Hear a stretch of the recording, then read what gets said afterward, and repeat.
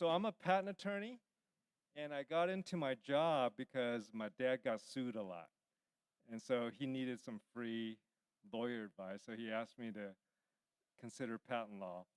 Um, there's a really good book if you want to learn how to just be a Christian in your job. It's called Every Good Endeavor.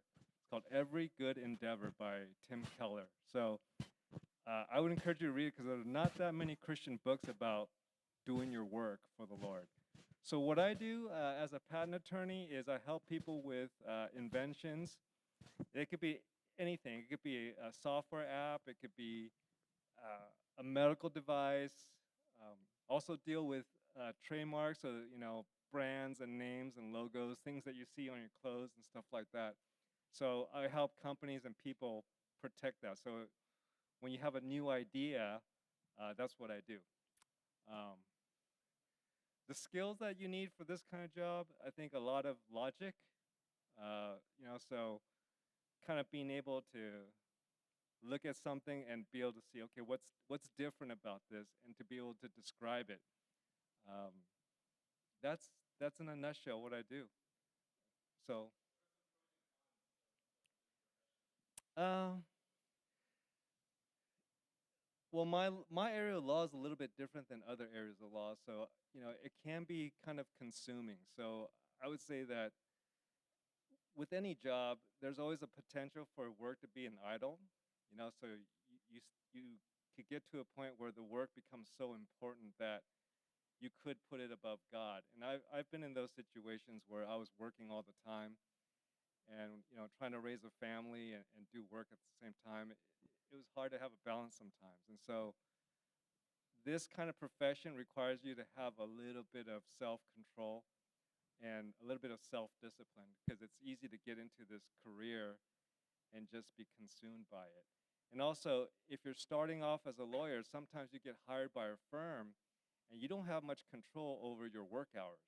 They might want you there weekends and nights and 7 days a week. And so that's something you have to weigh out. Is it really worth it? And a lot of lawyers that work for big law firms get burned out, because the money is not worth it, and the lifestyle is just work, work, work all the time.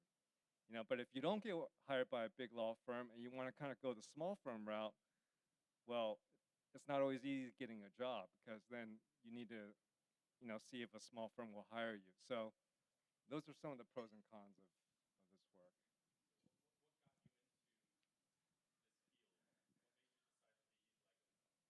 My dad, yeah, he got sued a lot because he copied people a lot. So my dad was in the golf business, and so yeah, he copied other people a lot. And so he's like, you should be a patent attorney. I could really use the help. So not really. Um, it started off as like, really, is this something I should do? But I think as I got into it, I started to enjoy it more. Um, and that would be, I guess, another piece of advice I would give to people is, and that's the book Every Good Endeavor talks about it, is like, don't make money the primary reason that you go into a career, because um, it will not be satisfying, and it will not be lasting. If money is your main reason for picking a job, I don't think that's how God wants us to choose our job. Rather think about, like, what are the needs out there that you could bless people with, and how do those needs match up with your skills? And so I've been blessed that this career ended up being something I enjoyed more, but I would say that my reasons going into it were from a very non-Christian point of view. I was a believer, but my dad wasn't a believer at the time, so yeah.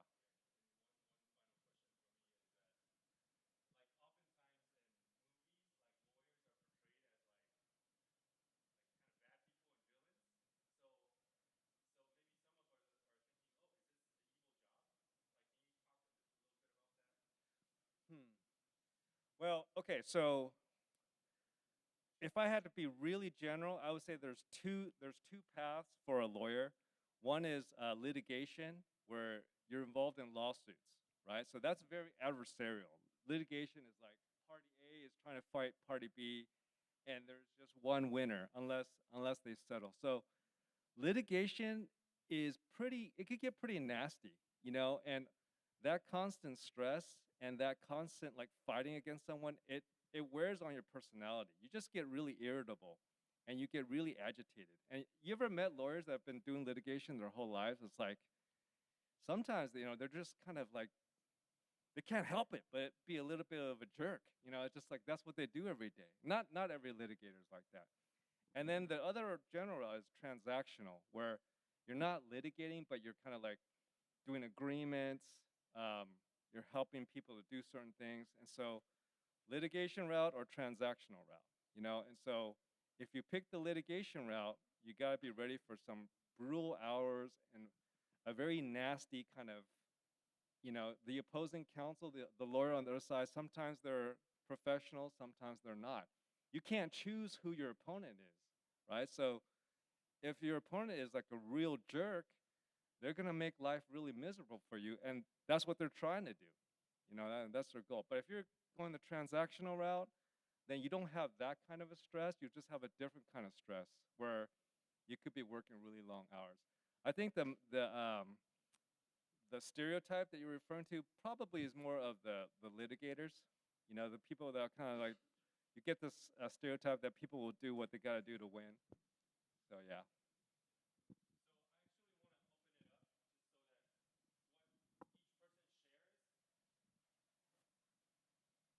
So what each person shares is fresh on your mind, so you can ask like related questions. So if you have any questions now, you can definitely ask. It's real casual. And but if you don't have any questions now, but you want to wait until the end, we'll have a at the end Q&A time as well. But I just want to open up for a few seconds. Anybody want to ask Uncle Vic anything about lawyer stuff? Yeah.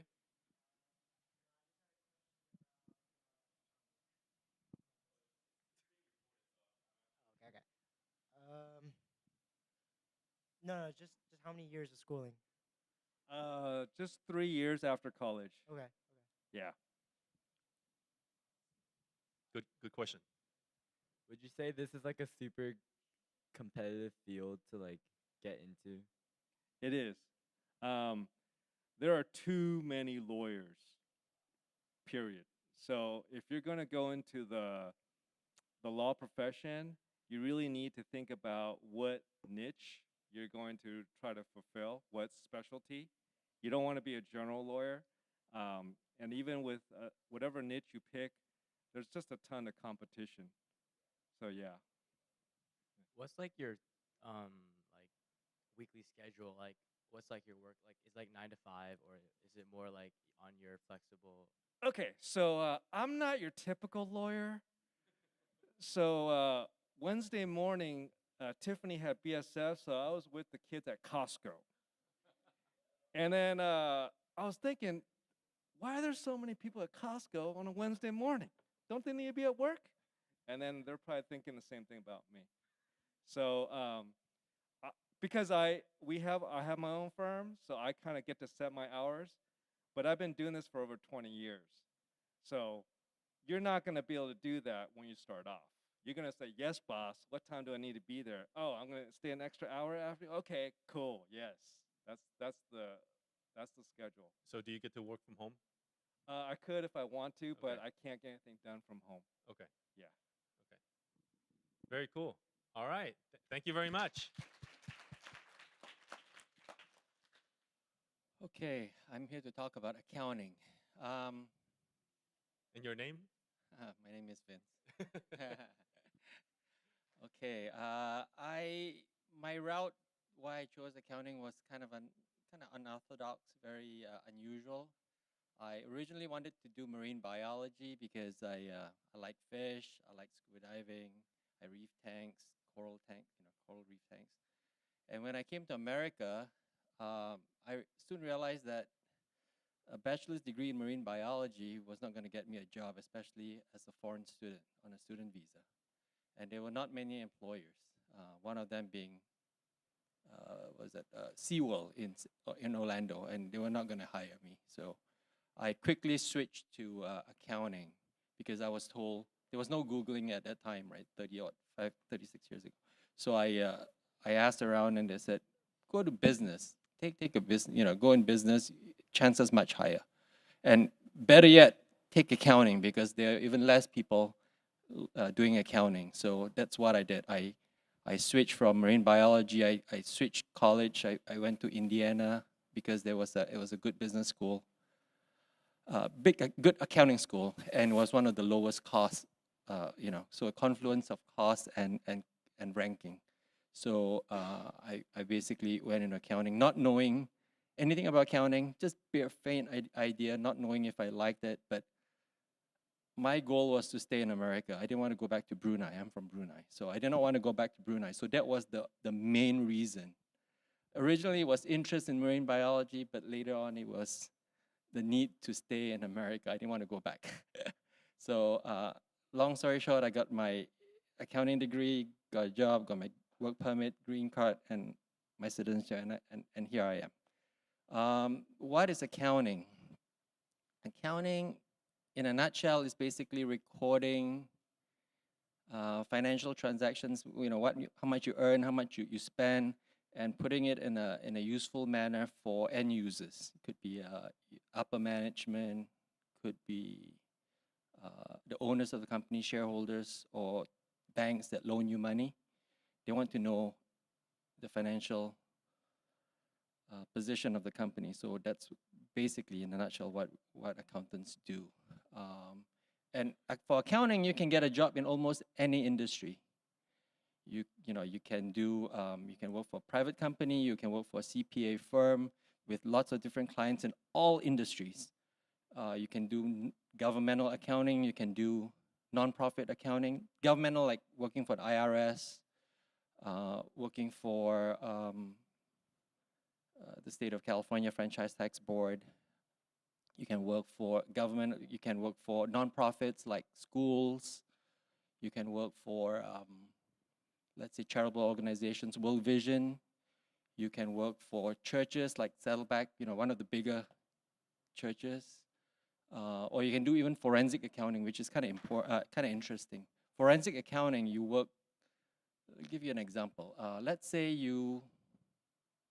forensic accounting.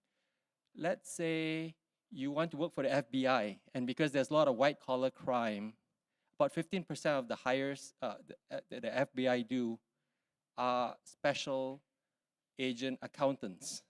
And what does it mean? Let's say you imagine this. You're out there, they are stalking a company, a business, because there's some illegal activity going on. So you let all the agents, the real FBI agents, storm the building, secure the building, handcuff the criminals, the bad guys, and then you come in, as an agent, as an accountant agent, and you then, you still get the badge, you have a gun, bulletproof vest, you go in and you collect all the accounting and computer data so that you can build a case and pursue a criminal case against the bad guys. That's forensic accounting. Another forensic accounting, kind of interesting, is let's say you work for a company that does divorces, all the messy divorces, right? You need to do some investigative work to see how much what the family assets are, so you can divvy it up according to the divorce settlement. But sometimes they hide assets, like the husband might have an offshore account that the wife does not know about. So you have to do all those investigative work to make sure that it's done according to the agreement. So that, to me, that's kind of interesting. I couldn't do that job because I was not a citizen then, right? So, but you can do that if you are a citizen, or I guess a resident here. Can you imagine working on Brad Pitt's and Angelina Jolie's divorce settlement? Going through all that. It's kind of interesting to me, right? So anyway, that's one thing you can do. What else? If you're an FBI agent accounting and you have a gun, who can you shoot? You can just pretend to be a macho guy, but you only go in after the place is secured, right? But at least you can call yourself a FBI agent and you have a badge and a gun. And you have got good stories to tell your friends, right? So anyway, to me that's kind of interesting. Isn't that confidential or no? I don't know. Close friends. So maybe something interesting about you, because you're the only person I know who was born in Brunei. Do any of you know where Brunei is? Any guess? Good guess. Smart guy, Good Jacob. guess. Smart guy. Can you? Yeah. say where Anyway, it's near Malaysia, Singapore, Philippines, Indonesia. Yeah, close and there. it's a small island. On the island of Borneo. So is that why you like marine biology? Hmm. Yeah. You know, there's another person studying marine biology at our church. Do you remember his name? Yeah, Jonathan Lin. Yeah, he's in Hawaii right now. Poor guy in Hawaii, suffering, studying marine biology. Anyways, okay, very cool. Any questions you guys have for the profession of an accountant? Yes. Would you say you have to be like a math guy? Okay. Because there's a lot of it's a lot of numbers crunching, so it would definitely help if you are pretty good at math, and you have to be kind of detail oriented because of the nature of the business. And what else? You have to have you're doing a lot of work on the computer, so you'd be sitting in front of a computer doing a lot of that. You have to communicate your findings through memos, so you have to kind of good communication skills, more or less. And one thing good about accounting is that because let's say if you work for a public accounting firm, a CPA firm, you get to see all these different industries. You get to work in different clients, and you kind of get to see and then know which might interest you when you finally make that switch, which I did. I went from being I went to work for a client. I used to work for, I went to work for a client, and I know what they did already because I was a manager on the job. So I kind of, so that gave me an edge. And because if you do a public accounting and you work for a big accounting firm, the training that you get, good training, and a lot of them are very, very sharp because it's quite competitive to get into a bigger accounting firm. So if you work for a few years in public accounting, you get lots of calls from headhunters wanting to basically lure you away to work in private accounting. Very cool. Any questions, especially on this side? Oh, okay. It's all this like juniors and seniors asking questions because they got to choose a major soon, right? What's the highest level of math you need to know? Ooh. Well, you know what? I went to school in I was born in Brunei. I went to school in Singapore, so I started calculus like when I was 13 years old. Really, really young. Singapore's math is had a really high standard. So I was not fantastic in math, but I was okay. Math was not a problem. So you don't need the kind of the high level math, but you have to be pretty good with numbers and stuff. Yeah. You can just know California math. You don't need to know Singaporean math, okay? Just kidding. Yeah. Any questions on that side,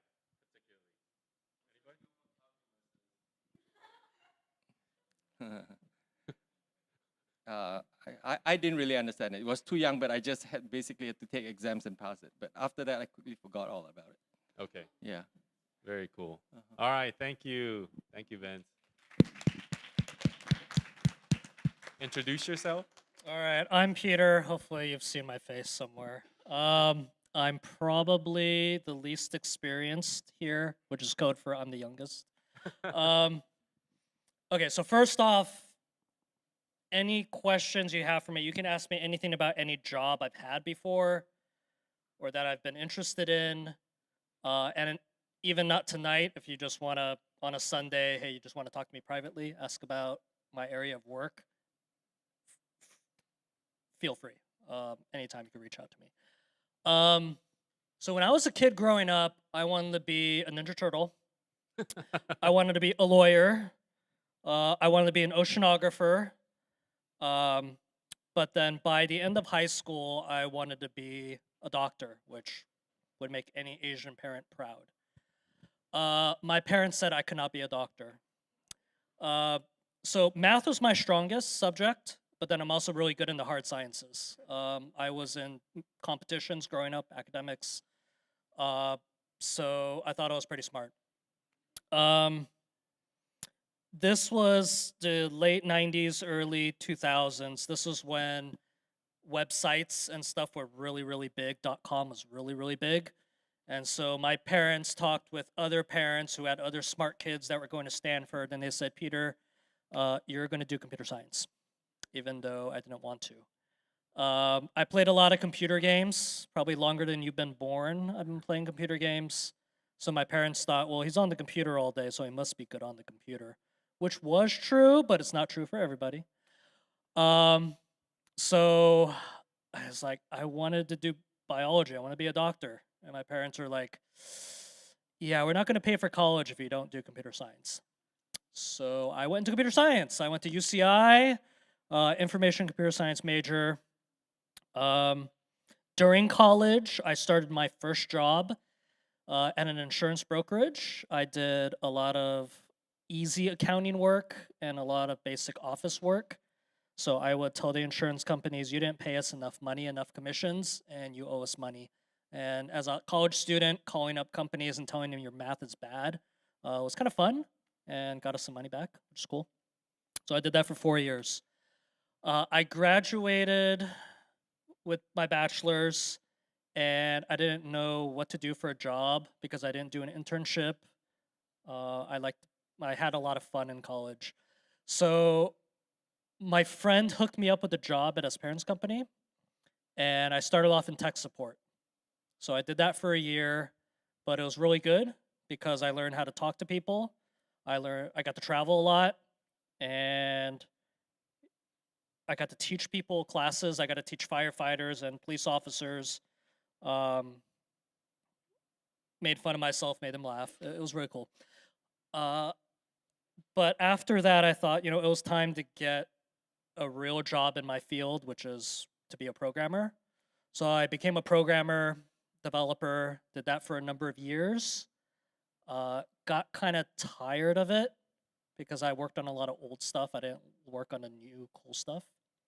I tried to break into another field. I tried to do crime and intelligence analysis. So I studied all of that, but ended up not doing that.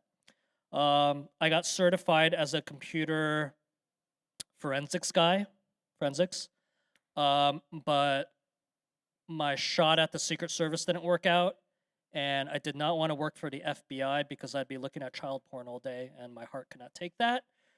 So I made a little bit of a switch, and instead of being a programmer, what's the best way to describe this?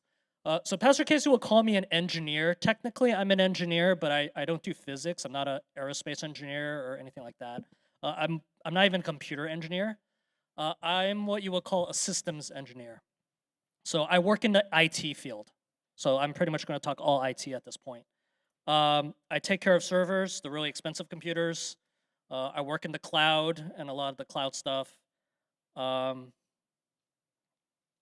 That is pretty much at a high level what I do. But I do want to talk about the IT field because when you say you work in IT, people are like, do you work at Help Desk? Do you work at Best Buy? Are you in Geek Squad?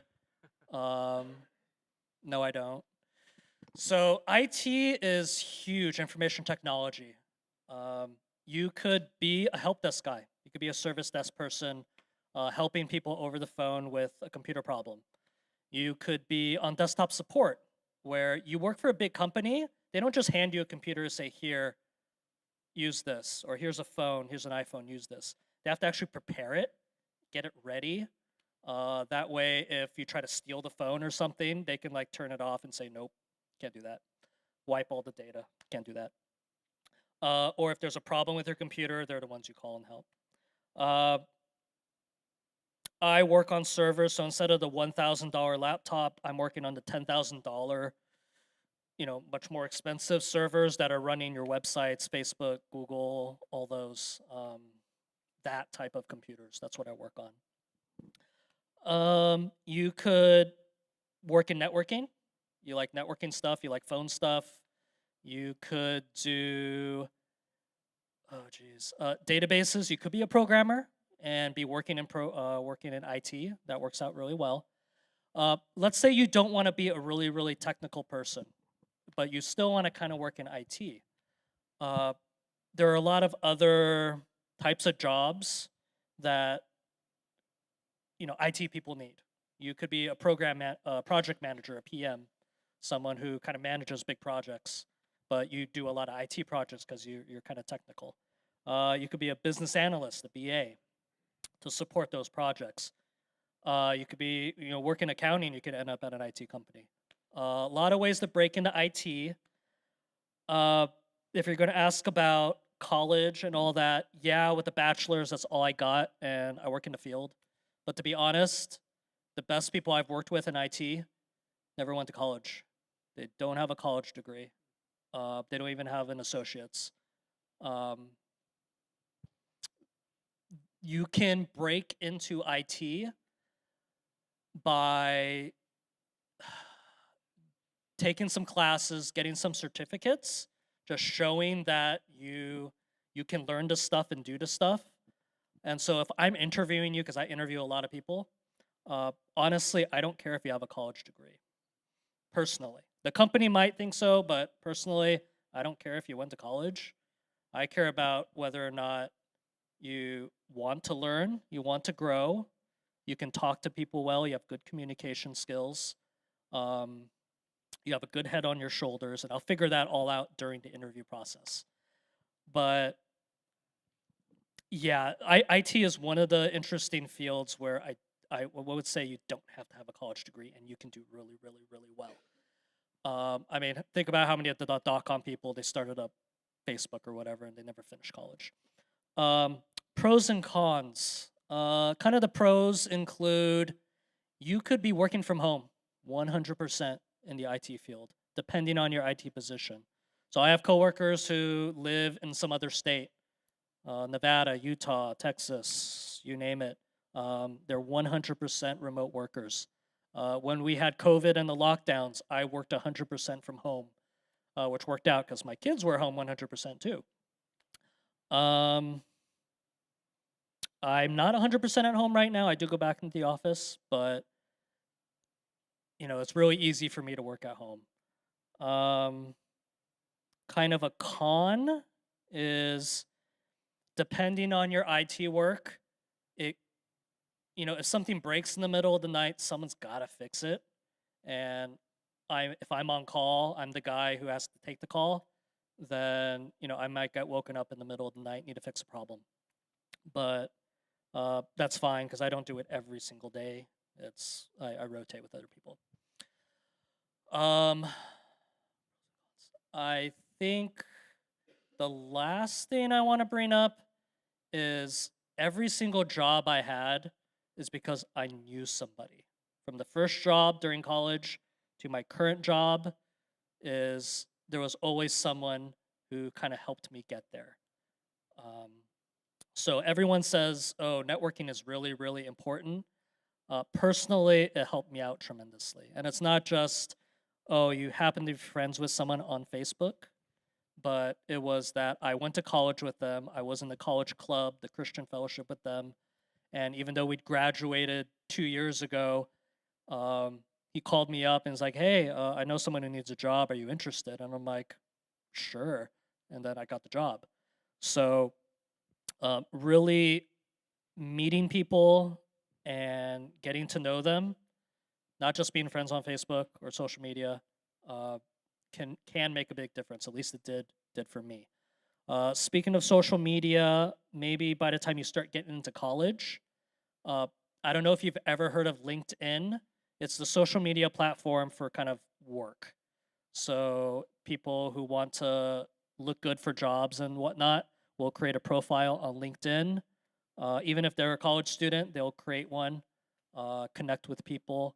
If you do create a profile, feel free to look me up and I'll connect with you. More than happy to. But yeah, they keep it pretty civil. No one's going to get into arguments and fight over LinkedIn because then I'll look really bad for jobs. But yeah, that's pretty much all I got about right. IT. Awesome. Thank you, Peter. Any questions? Any questions for the engineering and IT field?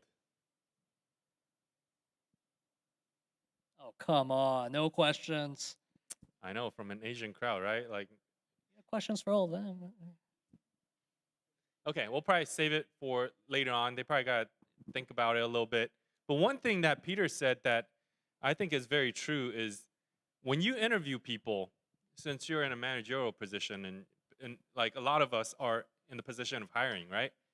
You're not just looking for skills, like computer skills, math skills, number skills. You're also looking for soft skills, like people skills, people that are sociable, right? If if you have great skill but you come off as a jerk, like people are not gonna hire you. And so that social aspect of soft skills and people skills and ability to talk to people and make friends, that's something it's perfect for you to cultivate here at church. We're all about people. We're all about caring for one another and being sociable. And so if you learn that here at church, it's gonna be a great value when you get into the marketplace. You know, but if you wanna just kind of be a loner and you don't learn that here, when you get out there, it's not gonna be good in the marketplace. Would you say that's true? Yeah, I mean, what we call soft skills, things that aren't necessarily technical. So, how you communicate, maybe your work ethic, your attitude, that matters a lot when I'm interviewing people. You could be a really smart person, you could have great education, many years of job experience, but if I think you're a jerk, or I think that your communication skills or your problem solving skills aren't that great, I'd rather hire a person with less experience but has that awesome attitude, wants to learn, wants to grow, wants to give 110%. I'm going to hire that person because even though they didn't come in with all the experience and the skill, there's someone who's willing to learn, willing to grow. I'd rather invest in that person than the jerk. How would you prepare for an interview? Well, in my field, I would look, because when you apply for a position, whether it's through a person like a recruiter or you just saw it and you just applied and you got an interview, look really closely at what's in the job listing, the job description. Be prepared for any of those. They could ask you, oh, do you have experience in this, experience in this? Be prepared to answer it, even if you don't have experience. Show that I don't have direct experience there, but hey, I'm willing to learn and grow and look that up. And, that's a great attitude to have. Anything you have on your resume is fair game. So if I see something that you've done, I will not hesitate to ask you about it. So don't lie on your resume. I can smell if someone is lying and they just put something on there to look good. Nothing is worse than I've interviewed people and they bombed the first question because they couldn't answer the most basic thing. And so I did not trust that person the rest of the interview. Lastly is, a few more things. Another thing is know the company you are applying for. Like actually look at their website, get an idea of who works there, what their goals, what their vision is. That way, if they ever ask you about it, or you can say, oh yeah, I align with your visions, or I believe in the same thing, the same goals. It shows that you've prepared and you care for the position. Some people at the end of the interview will try to reach out and maybe send a thank you card or something. Personally, I've never done that before, but some people do that. Those are a few ways to prepare. Thank you, Peter.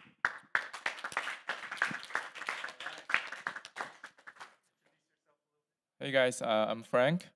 I work in the media and entertainment industry for the past 20 years. I started at Disney, running Disney consumer product business, selling toys and Mickey Mouse T-shirts. And then in 2008, there's an acquisition Disney made. Disney bought a game company called Club Penguin. Right, some of you must know that Club Penguin is the first game company that Disney ever acquired. That makes me super excited because I was a gamer. So I feel like it's time that game is gonna, step up into the center of entertainment business. That's 2008. So I decided to actually in the beginning I'm very passionate about bringing Club Penguin to China because I work for Disney China, but somehow because of the regulation or whatever reason it didn't happen. And then I started that I want to build a Club Penguin by myself. So I left Disney. I joined a startup company in China, basically building a Chinese version of Club Penguin. The company called Taomi, and I produced 2 games at Taomi. And later on, I realized that Club Penguin is not just a game; it's also about creating stories, tell the stories, building the characters. So I feel like the media is going through evolution where we used to tell the story by a movie or a TV, and now it's time to tell a story through a game. So that's why I started to produce animations, TV animations based on the game characters and stories. So I become one of the leading animation producer in China in terms of the box office. And then the company go public. I went to Hollywood, trying to work with more Hollywood animators and studios. And in 2013, I met Jeffrey Katzenberg, the founder of DreamWorks. And there's a movie that Jeffrey just produced called Kung Fu Panda. Kung Fu Panda became super successful. It is the most successful Chinese story Hollywood movie ever, and travel around the world. And so that kind of bring me the second passion I have in my career, which is really tell the Chinese story around the world. In Hollywood, there's not much Chinese movie that travel around the world. The previous most famous one is like Bruce Lee, Kung Fu. Like if you ask about any Hollywood producer, what do you know about Chinese movie? And they will say Kung Fu.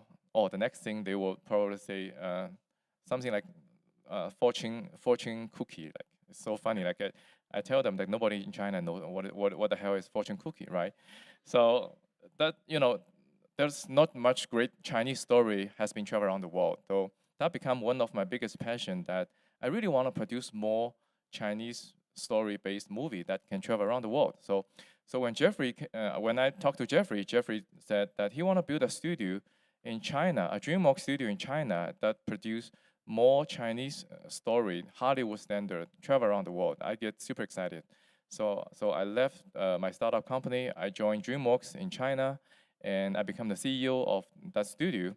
Then I become a Hollywood film producer. So I produced Kung Fu Panda 3, the third sequel movie of Kung Fu Panda series back in 2016, and which hit 1 billion RMB box office. Back then was the record high animation movie ever released in China. And then after that, I produced a movie called Abominable in 2019, a Yeti movie.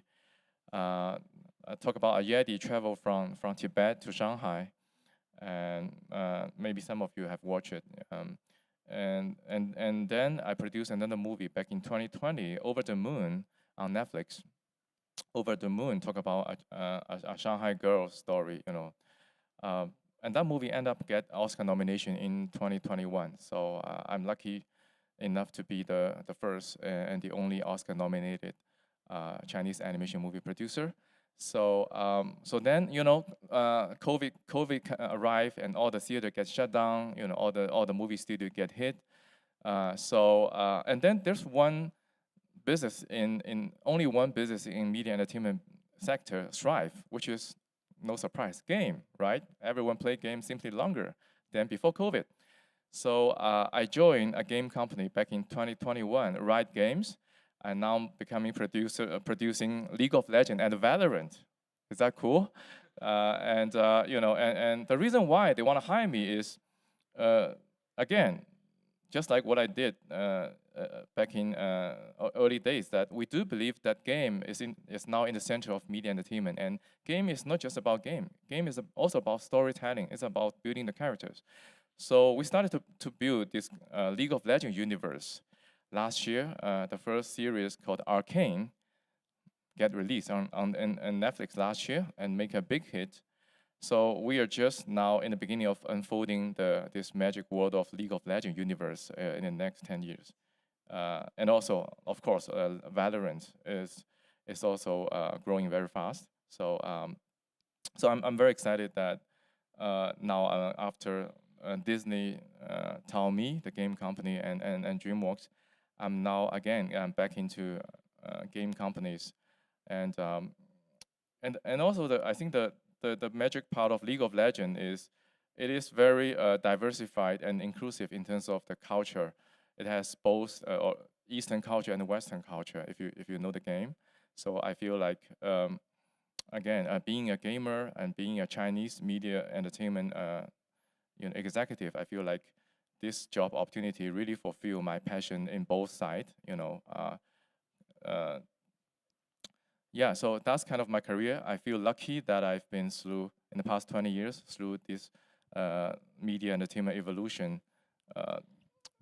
in the Chinese history. But I feel like one of the most important driver in my career is always passion.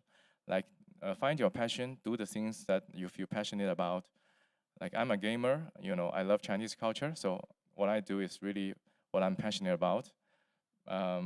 And also, the other thing advice I would always give young people is trying to be part of the future. When I work in Disney early days, everyone believed that movie is the king. Movie is the best entertainment. But gaming is the future. Back in 20 years, like the young people starting to play games. So most of my Disney colleagues, they do not think game is a good business. They do not think game is as good as movie business. But look at today, the biggest media entertainment company in the world is all gaming companies now. So always think about the future, be part of the future, and find your passion. Okay, so I'm sure you have a lot of questions. I will keep it short. Thank you, Frank. When I found out you used to work at Disney, I was like super excited because when I was a kid, that's what I wanted to do. I wanted to be an animator. I wanted to, like, I was an art major, and I was thinking about working for Disney and all those companies. And so super interested in having conversations with him. That's like the field that I was most interested in before God called me into ministry. Anyways, questions? Okay, finally, one from this side. Okay.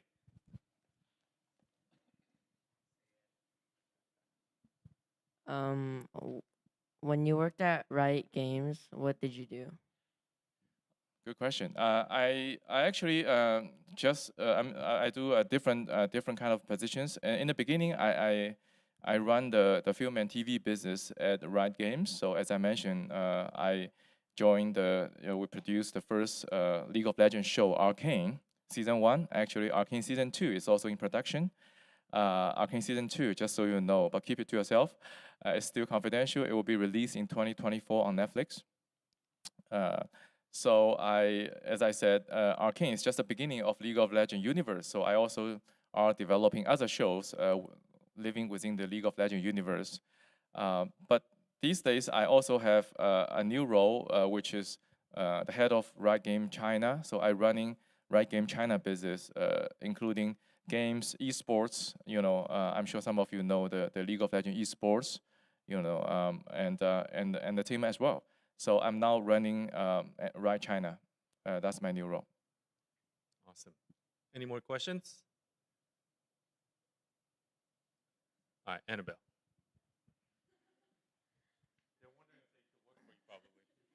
Is there like a specific major you have to be a producer? Good question. Not really. Well, here's the thing. Like a producer, basically, you have to manage both the creative side of the business and the commercial side of the business. So you can either grow from a creative side or from a business side, a commercial side. Including accounting, finance. I personally was majoring in marketing in my university, so I actually also come from the commercial side. Because to run entertainment business, you always want to have the balance. You can't go too creative. If an artist being a producer, then artist could just trying to produce something that he or she like, and she feels it's the greatest thing in the world. But it could be very niche, like only a small group of people could enjoy, and it will end up like you will have limited return on investment. Like nobody want to invest and give you money to produce that, right? But if you go too commercial, the problem is you will only look at what makes money before. Like if you want to produce a movie, you look at what is the most successful, profitable movie in the past 10 years. You always want to follow the commercial success. But the unique thing about media entertainment is you always want to bring something new to your audience. You always want to exceed your audience expectation. Like you can't just be too rational, too commercial. So I feel like you need to have that both sense in your job. So to answer your question, I don't think there's a limitation or there's a formula on what your major is. Yeah, because there's no like producer major, right? Like in college, there's no such thing.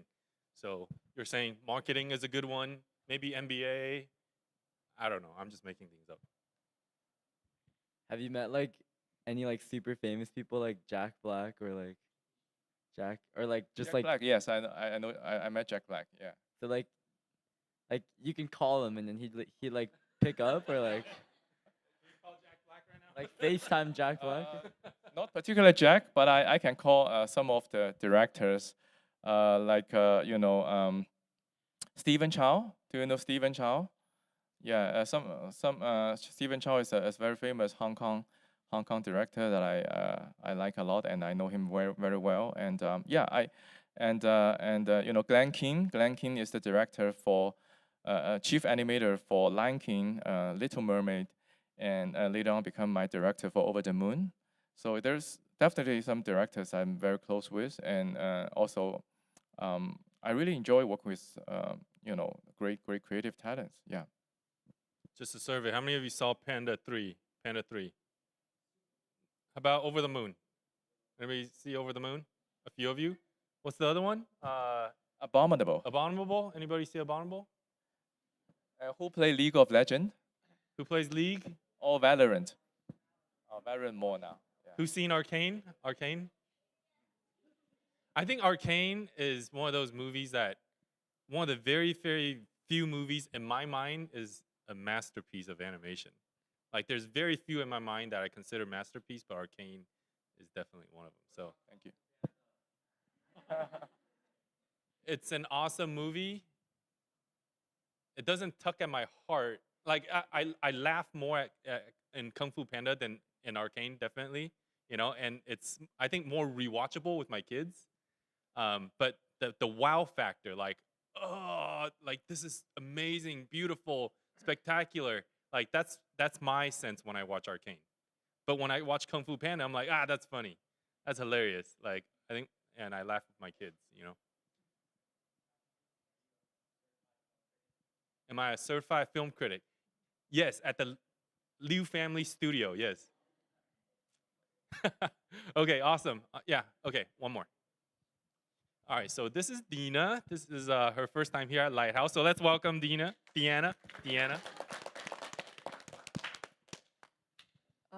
So I'm actually about to major in film production, and I'm also in my high school's like esports team for Valorant. So, you like mentioned how like esports could be like the future since like everyone's starting to play games and stuff. So I was wondering like, do you know if like I should like lean towards one or the other, like film production or like esports? Sorry, I can't hear you clear. Can you a little bit louder about your question? Like, do you think I should like focus more on like esports and around that like kind of like department, or like film production for my career and stuff? Oh, myself or my company? Oh, for you. Oh, esports or for you? Esports or production? Esports or film production? Oh, both is great. I mean, as I said, it really depends on your passion. I see this too, but if you talk about the commercial side of it, I'm more pro esports. I feel like esports is really the future. It's even bigger than the traditional sports now in China. For example, the League of Legends esports, in terms of the viewership or the commercial sponsorship value, is higher than NBA. Can you believe that? In China, it is the biggest sports league in China now, and it's part of Asian Games this year. I'm sure it will be part of Olympic Games very soon. So I feel like esports, as I said, be part of the future. Esports is the future. That's to me super clear. But film, because I was a filmmaker. I really think film have this very unique magic touch of people engage, building emotional connection with people's heart. It just touch people's heart. Like you watch a great story in a big screen in a very the whole black room with a group of people. I feel like this is an experience that no other entertainment can replace. That's my belief. But of course, there will be more and more young people watch the show on Netflix, watch esports and spend less time in the theaters. But I don't think theater will disappear. Like there's always great story you want to watch in the theaters. So it really depends on passion. But when you talk about the commercial or the business side of, I would say esports will be bigger. All right, thank you so much. Thank you. Let's give Uncle Frank a hand.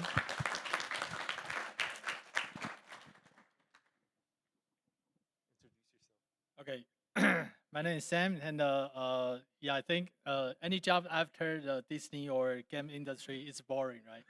Yeah, so, but I still want to share it, and so I'm an environmental professional. I work for government. I want to leave that why I choose this industry at the end. Some pros and cons I want to share with you to be as a professional in the environmental field. Number one, the pros is, and this is doing some good for the environment, right? And this is something is not only work good for yourself, but also for the other people, especially for the next generation, which is very biblical, right?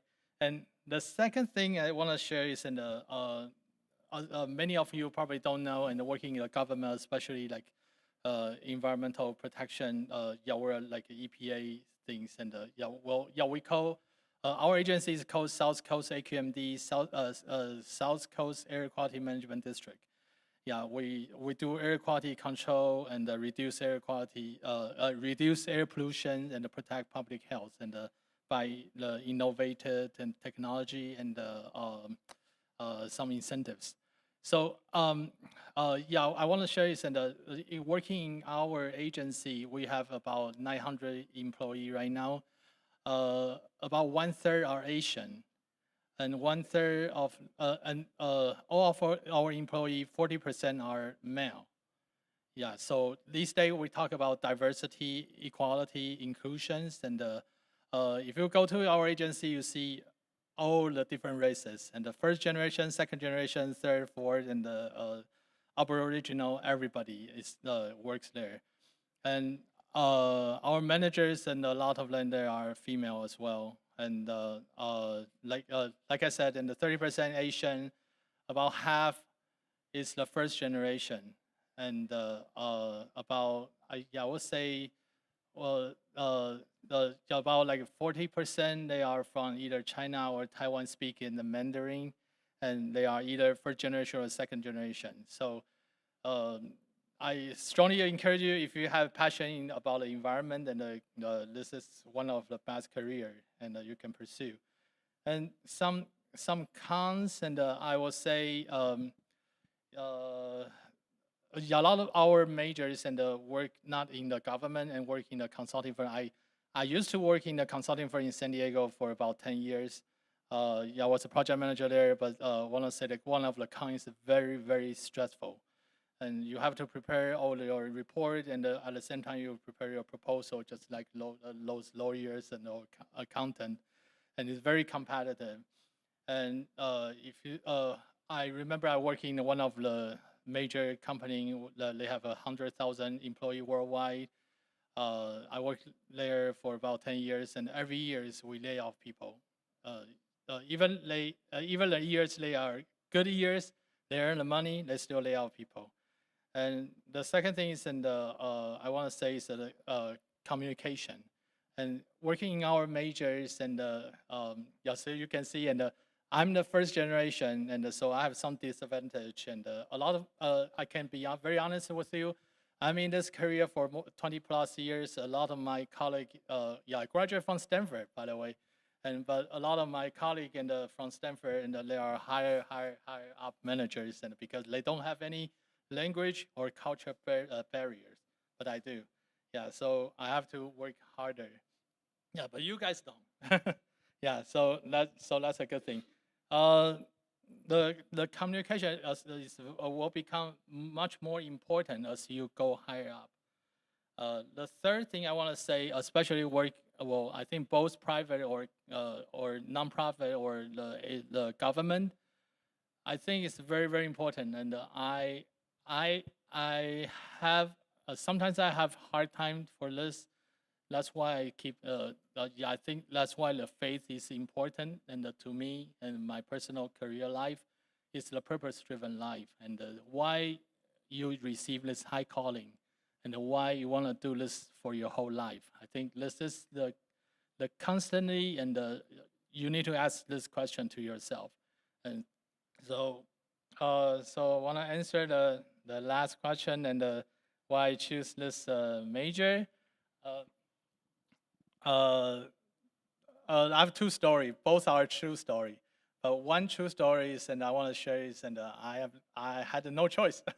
Yeah, and I grew up in Taiwan, and just many of you have Taiwanese parents, you know, and we have to do some like similar like SAT exam. So after that exam, and you have to put your choice in a paper, and those choices and are your majors and your schools. And I was not the one and put those choices. That was my dad. Yeah, my dad and was a really successful civil engineer, structural engineer, and because he's successful in that career, and so he basically says, okay, these are my choice, and you can only cross out anyone and you don't like, and but you cannot add anything there, and everything there, they are all like civil engineering related majors, and yeah, during that time, and I know I'm not that interested in the civil engineering, but I like something related to the human, and well, civil is related but indirect. Yeah, so so I offer one suggestion. I said, okay, I accept. Okay, let's do this. Okay, Dad, and I accept everything you put here, but can I add one thing? And so I choose one major is called Water Resource and Environmental Engineering, which is under Civil Engineering Department. And I said, can I choose that and put there? And he said, yes. Then that's become my career. And that's another story, and was yeah, very funny. When I moved to United States, was the year 28, and I choose a lot of schools, and but yeah, finally I located in the West Coast, and that was another story. But just want to share, and this is a great career, great major, and a lot of interdisciplinary studies.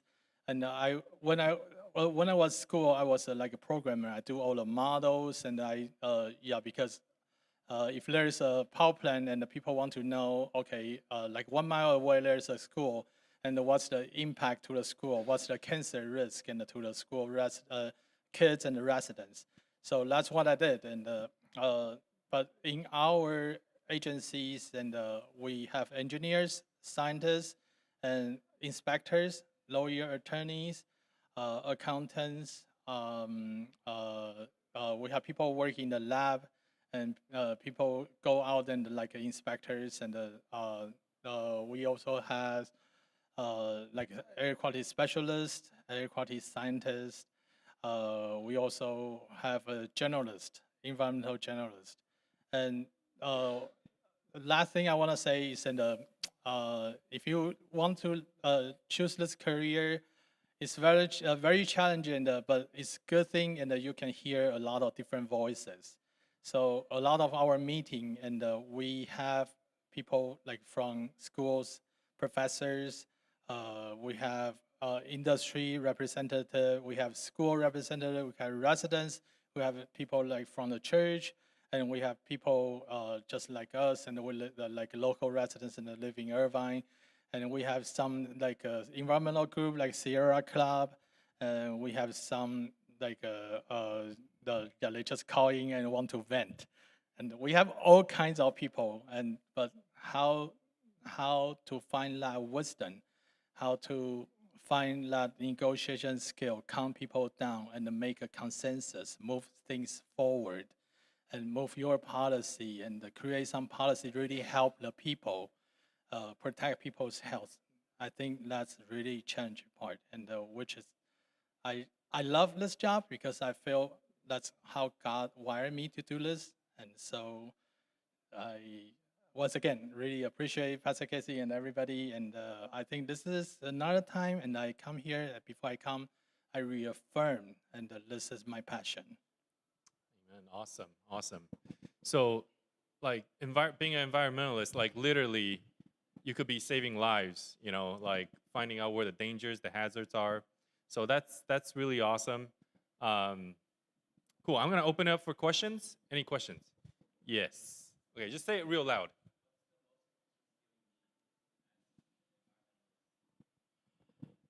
So just for the camera, what's the most important skills you need as an environmentalist? Yeah, I think because this area is very broad, and so if you are you are an extrovert, and like I said, and you are really good in the communication, I encourage you to go join us in the government because you are going to face a lot of confrontation and the need to do all the things that I just said. But this field also is good for the introvert. Remember, I said a lot of people work in the lab, and also a lot of people like they are scientists. And my original major was like a programmer, and I do all the Fortran code. And but people still do lots of work. And a lot of my colleagues in Stanford, they work in NASA and or in some computer company. They are introvert, but they are really good, and they are good introvert, and they contribute a lot in their work. So I would say, if you ask me, and what's the most important skill, maybe I will choose is you are willing to learn, because the environmental field is very broad, and you have to keep learning. And yeah, I want to echo and Peter said, when now finally I'm a manager too, and but you know it spent me like 20 years and become a manager. But I want to say, and when we hire people, it's true, and we not only look at your degree, but we look at is and how you're willing to learn. We want our employee to like a sponge, okay? It's like in church, and the pastors and or you are any leadership in the role, you will know the passion you want to learn, the desire is the most important thing. What driven you? So never let the lesson I learned was never let job define you, never let career define you, okay? But let high calling to define yourself. Very good. Thank you so much. You know, I want to make a comment on that. What do these jobs have to do with our faith, the Christian faith, the God that we believe in? You know, and when I think about environmental stuff, I would have to admit, like 20 years ago, I didn't care about the environment. I didn't care about recycling. When people tell me to recycle, I'm like, you're whatever, you know. I'm just gonna throw this trash into whatever trash can I want to, you know. And the thing is, I think our theology also affects the way that we treat the environment. For example, I'm gonna list two extremes so that it's obvious, okay? For example, if you believe that Jesus is coming back real soon, which the Bible says he is, but soon can, you know, the word soon can expand to 2,000 years, you know. If you believe that he's coming back real soon and he's gonna like give us a new heaven and new earth, then someone's logic could be, then I don't need to care about this earth because it's going to go away anyway. Because God's gonna bring a new heaven and new earth. So I don't have to care about the environment. I don't have to recycle. I don't have to do any of that. We wouldn't feel bad either because God's gonna make all things new anyway. On the other hand, there are Christians who believe that, you know, ever since Genesis 1, God gave Adam and Eve the order, the command to steward this earth, to take care of it. And so as Christians, as believers, we ought to be the ones that care about the environment the most because God gave it to us to steward it well. So in theology and theological terms, it's called creation care. You care about God's creation. You care about the environment because God made it. And we do our best to, for example, to recycle, to make the world a cleaner and a better place to live in. So that's just some ways that theology affects the way we behave. Okay. When I heard that, I was kind of convicted. I'm like, when there's a student in my seminary class, he said, "Oh, I'm into creation care." I'm like, "What is that? Are you a tree hugger?" You know? I was like, "What is that?" And when he explained his theological reasoning behind it, I was like, "Oh, I think you're right. I think we need to care about the environment a bit more." Okay. All right, last but not least, Uncle Kelvin. All right. Hi, I'm Uncle Calvin. I'm a dentist. So I guess you asked us like why I became what I became, what I do, what are the pros and cons, right? So it's very interesting when I was listening to the panel of speakers. One of the themes is not everybody, but one of the themes is that parents have a big influence on the decisions of your future. Now, when I was young, I did not like listening to my dad. I don't know about you guys or your parents, right? I did not like listening to him because, well, I thought I knew better, right? I don't know if you feel that way, but I did feel that way. And so there's a Bible verse, Proverbs 22:6. It says, start children off on the way they should go, and even when they get old, they will not depart from it or not turn from it, right? So my dad, when I was in high school, I didn't know. I actually wanted to be an architect. And I won a lot of competitions in high school through architecture, and I was like, oh, this is kind of fun, right? But my dad said, you can't be an architect. I won't pay for college if you become an architect. I'm like, really? You have to be a doctor. We got some themes going on here, right? Of parents not wanting to Yeah, pay but for you stuff. know, honestly, I realized something about that is that your parents do, I mean, come on, they raised you. They know who you are. They know your likes, your dislikes, what you're passionate about. They see it growing up. And sometimes you're blinded because you think you know what you want because you're good at something. And I was really good at architecture. I won a lot of competitions. I have a ton of, well, I don't know where the medals went anymore, but I did have a lot of medals. And my dad said, you can't be an architect. I'm like, why do you want me, I can't be an architect? There's some very successful architects out there, like Frank Lloyd Wright. Well, he's dead now, but he does very good, right? And he was like, no, because it's recession-based. And I'm like, what are you talking about? He's like, well, if the economy's crappy, you're not going to have a job. And I'm like, oh. So when I went to college, he said, be a doctor. And I'm like, why do you want to be a doctor? Because, you know, all your friends' kids are doctors? And he said, no, because it's recession-proof. And I'm like, what does that mean? He's like, well, if the recession is really bad, you'll still have a job. And you'll get paid. I'm like, well, that makes sense, right? So I became a biochem major. So I was a biochem major, and all the way until my fourth year, I said, I'm going to take a year off because, you know, school is kind of draining. And plus, medical schools actually like you to take a year off to explore. So I said, I'm going to take a year off, and I said, yeah, I'm going to apply. My fourth year, I'm going to apply, and then take a year off, and then get into medical school. And so I actually took the MCAT. People know this already. I didn't do well my first year in college.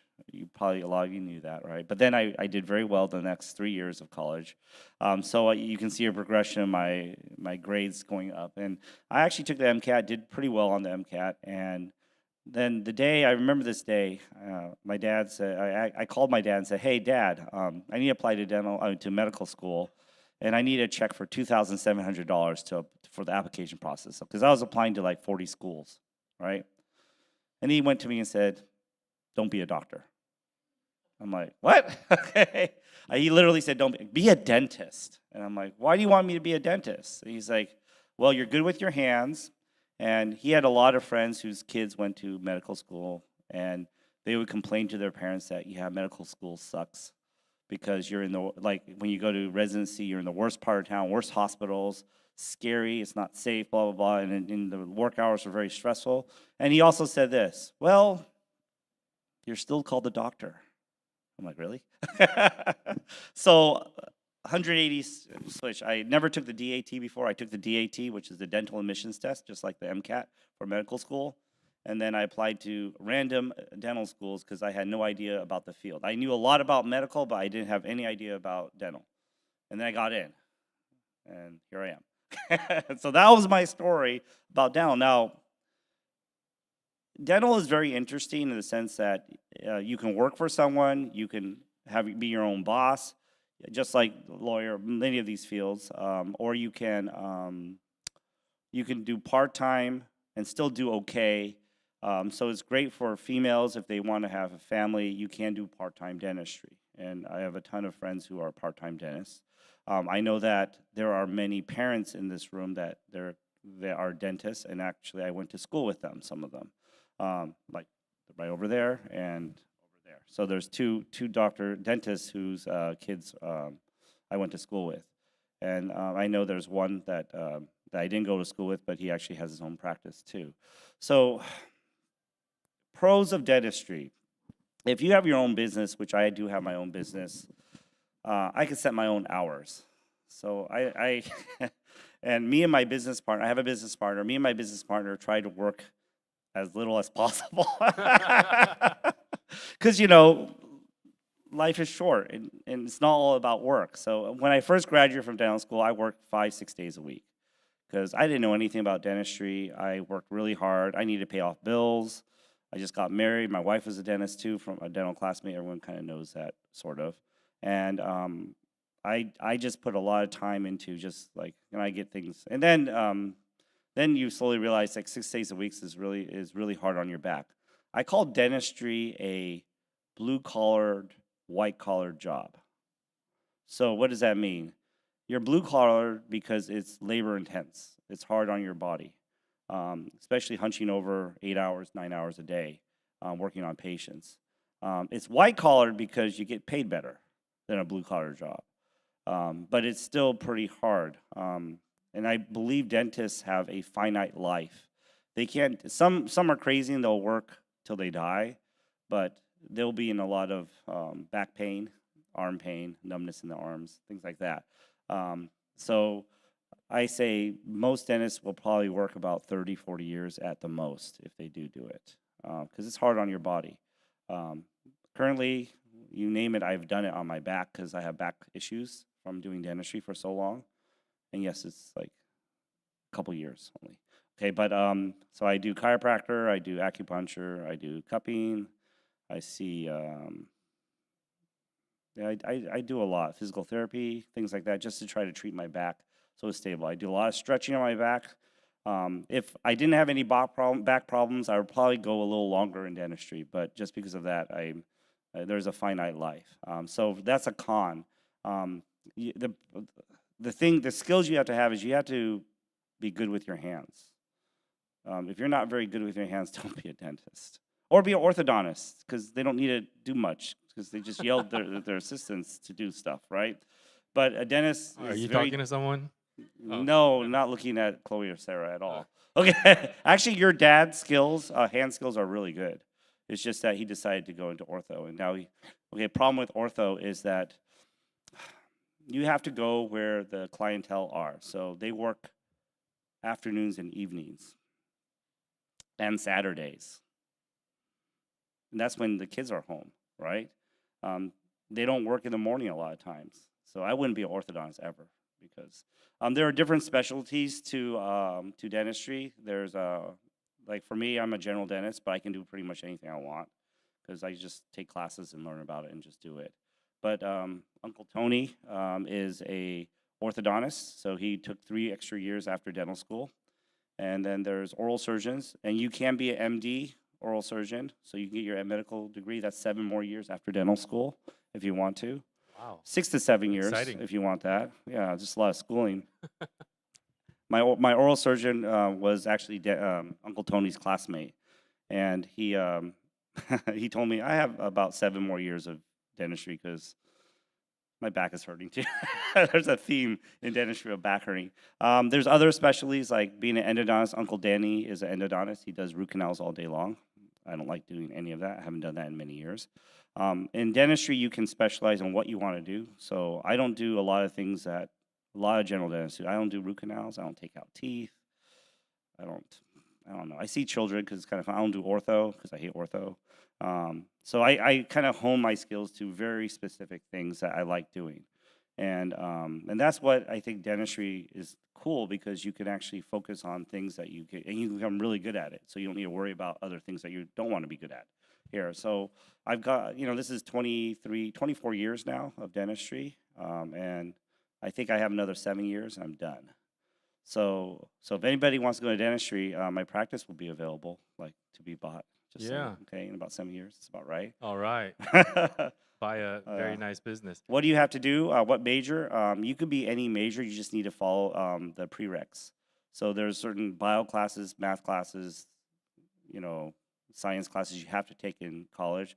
But I have a ton of friends who are like history majors, English majors, engineers that are all, like my oral surgeon, who was Uncle Tony's classmate, he is an engineer. He got his engineering degree and then went to dental school. Then he became a MD, a lot of schooling. Got his medical degree also, and if you want to go down that route here.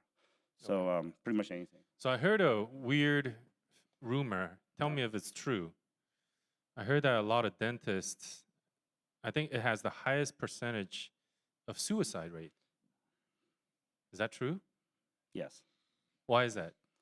Because you look in the mouth all day, and you hear a lot of complaints about pain, problems with other dentists, things like that all day long. And that makes you want to kill yourself. Well, I don't think it does, but the toll of life, it's not always the most exciting profession to be in, because that's why I'm so specialized. I don't do a lot of like stuff. I don't do endo. I feel bad for Denny Fang, because he sees patients that are in pain all day long.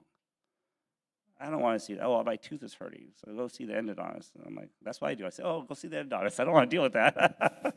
Oh, my tooth is hurting. You need to take it out. Go see the oral surgeon. I don't do any of that stuff. And I think you have to have a heart for that, because like for Uncle Denny, he always says, oh man, in my profession, even though I'm an endo, I feel like I'm also a therapist, because I'm listening to their problems all day long. And you have to be able to take that. You have to be able to deal with that. You got to be able to help people emotionally as well. Yes, I am a therapist sometimes at the dental office here.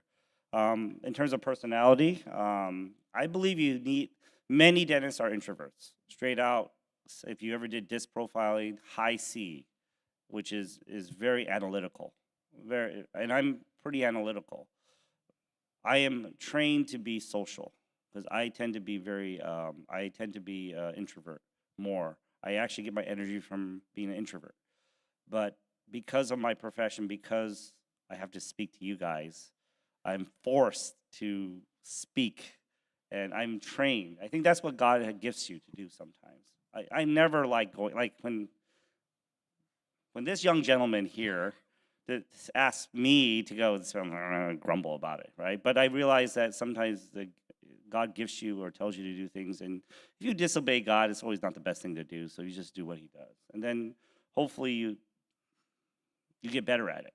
And so yes, I do Lighthouse, and I speak at Lighthouse not because I want to, but because I know God is telling me to do it more so. Okay. But in terms of dentistry, you really have to have some degree of socialization with the patients, which I am forced to do, but it's tiring. So if you see me tired, which you do see me tired all the time, is because it's out of my comfort zone at work. I do it 8 to 10 hours every day. Well, no, actually, I don't work that much. I do it like 5 to 7 hours every day.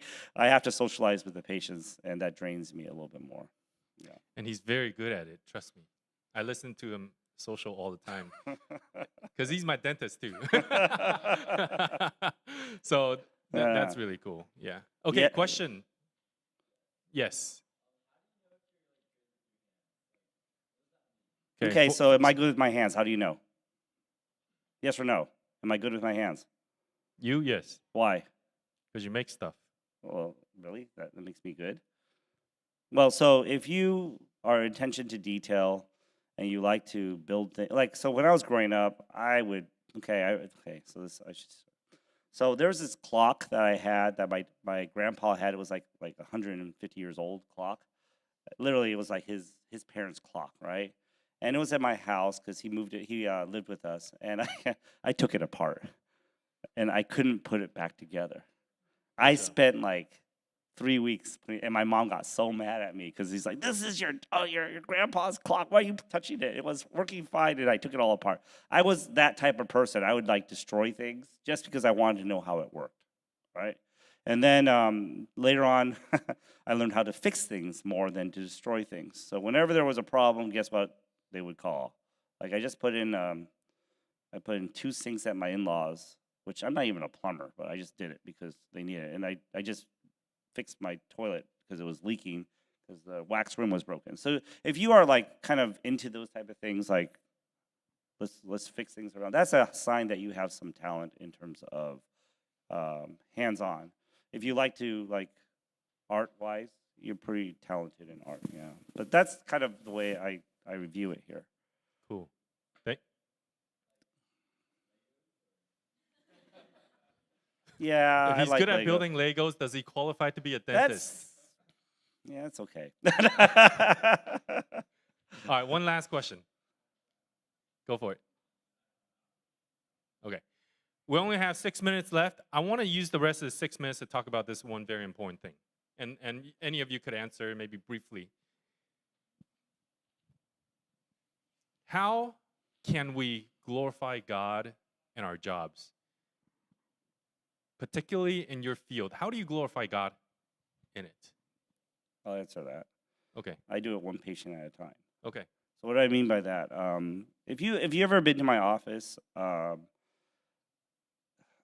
so not every patient wants to hear about God. I'll tell you that. But and half my staff are not Christians. I'll straight up tell you that. My business partner isn't a Christian. You do it by how you behave and how in dentistry in any profession there are ethics that you can follow by. You can do things right and for the Lord, or you can do it what everyone else does, and they may not be correct for the Lord.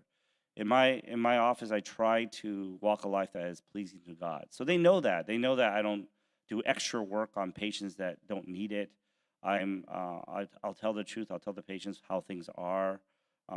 My staff is very diverse. I have two gay employees, and I have a very strong atheist front desk girl, and I have everybody else, right? And I look at that and I'm like, I just need to share the love of God to them, straight out.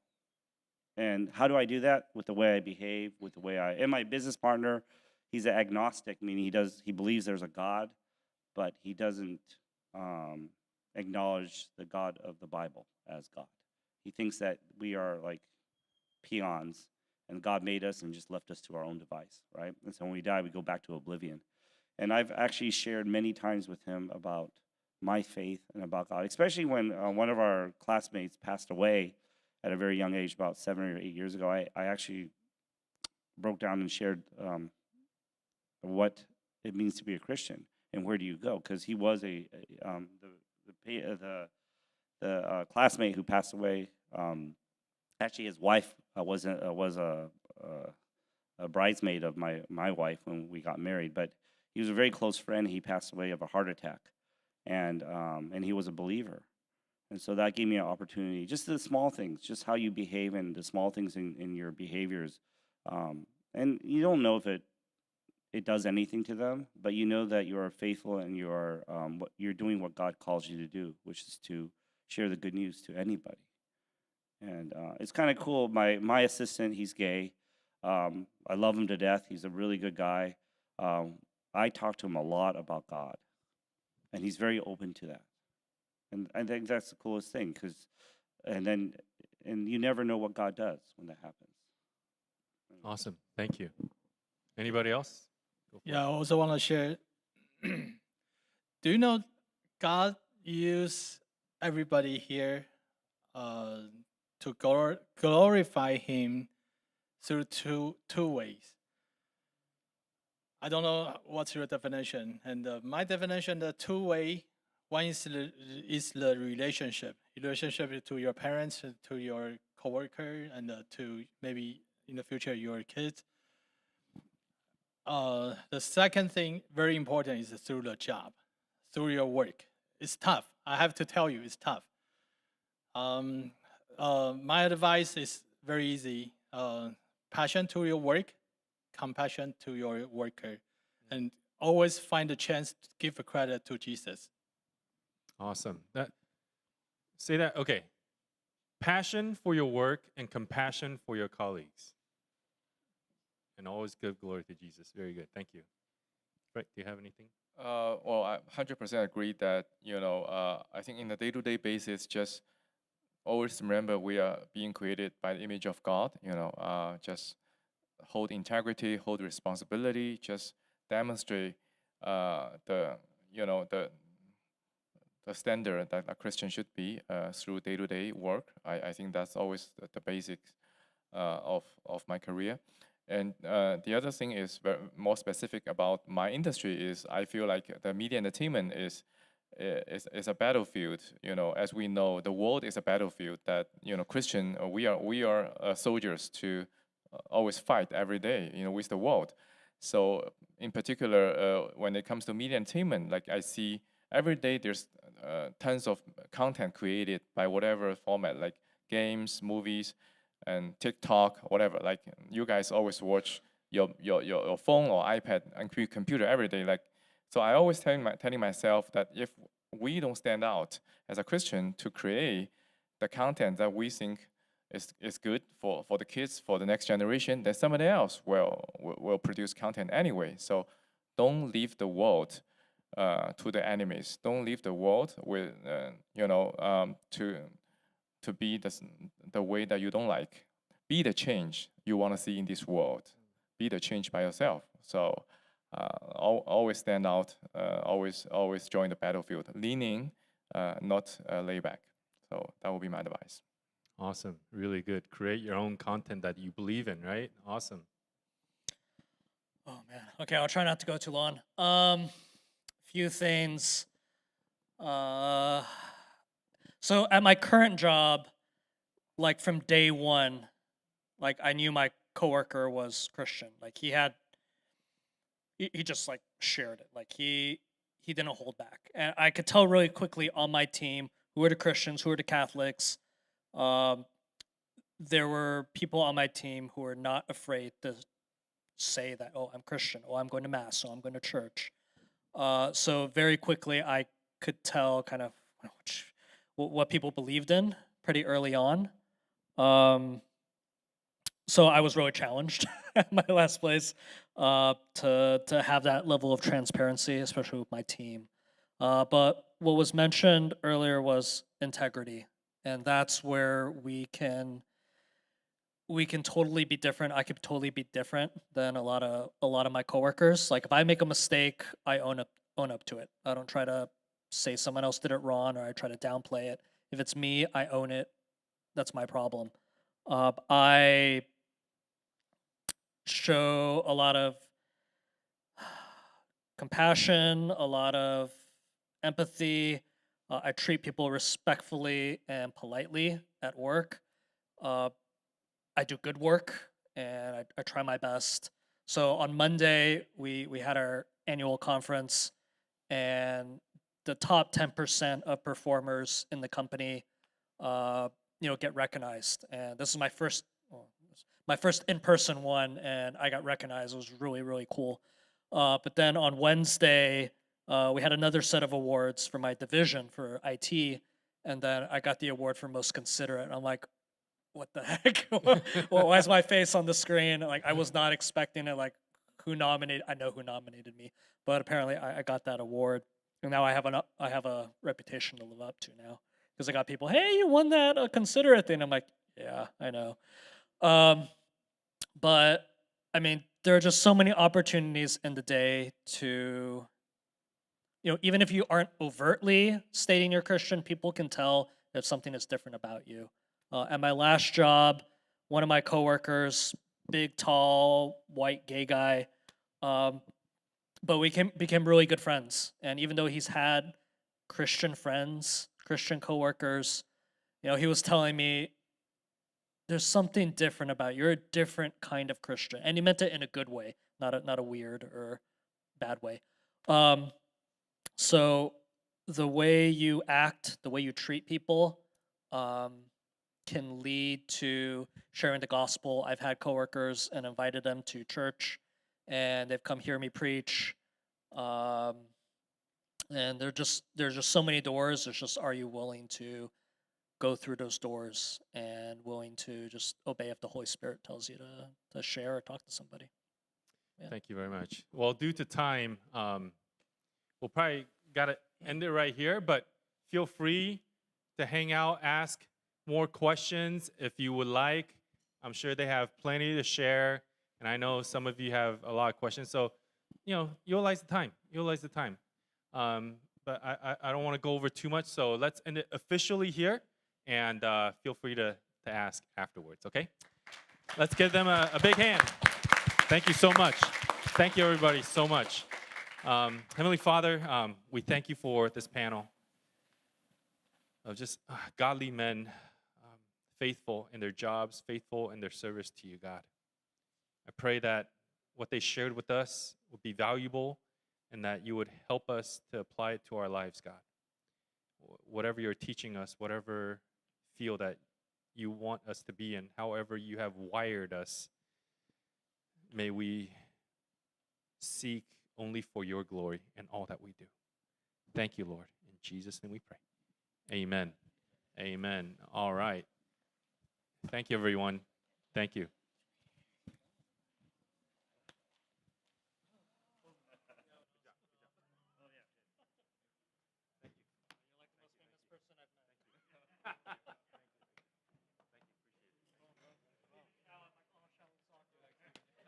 Stephen Chow, Jordan Fama. I was just watching one of his clips from Kung Fu Hustle just the other day. Kung Fu Hustle, Shaolin Soccer. Those are